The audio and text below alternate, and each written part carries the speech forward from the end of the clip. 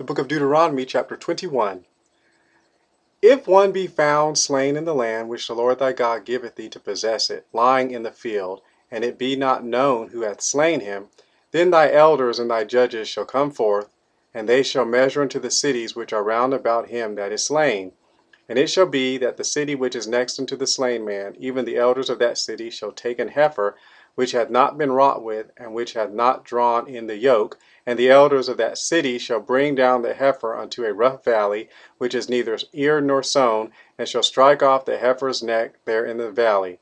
And the priests, the sons of Levi, shall come near, for them the Lord thy God hath chosen to minister unto him, and to bless in the name of the Lord, and by their word shall every controversy and every stroke be tried.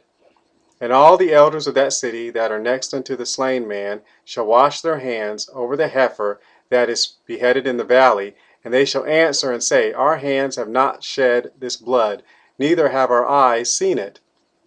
Be merciful, O Lord, unto thy people Israel, whom thou hast redeemed, and lay not innocent blood unto thy people of Israel's charge, and the blood shall be forgiven them. So shalt thou put away the guilt of innocent blood from among you, when thou shalt do that which is right in the sight of the Lord. When thou goest forth to war against thine enemies, and the Lord thy God hath delivered them into thine hands, and thou hast taken them captive, and seest among the captives a beautiful woman, and hast a desire unto her, that thou wouldest have her to thy wife, then thou shalt bring her to thine house, and she shall shave her head, and par her nails, and she shall put the raiment of her captivity from off her, and shall remain in thine house, and bewail her father and her mother a full month. And after that thou shalt go in unto her, and be her husband, and she shall be thy wife. And it shall be, if thou have no delight in her, then thou shalt let her go whither she will. But thou shalt not sell her at all for money, thou shalt not make merchandise of her, because thou hast humbled her. If a man have two wives, one beloved and another hated, and they have borne him children, both the beloved and the hated, and if the firstborn son be hers that was hated, then it shall be when he maketh his sons to inherit that which he hath, that he may not make the son of the beloved firstborn before the son of the hated, which is indeed the firstborn. But he shall acknowledge the son of the hated for the firstborn, by giving him a double portion of all that he hath, for he is the beginning of his strength. The right of the firstborn is his.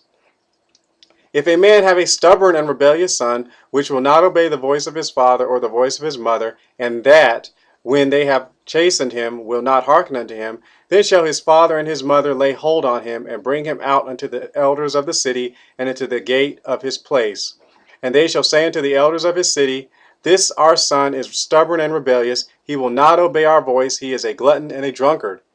And all the men of his city shall stone him with stones, that he die. So shalt thou put away evil from among you, and all Israel shall hear and fear.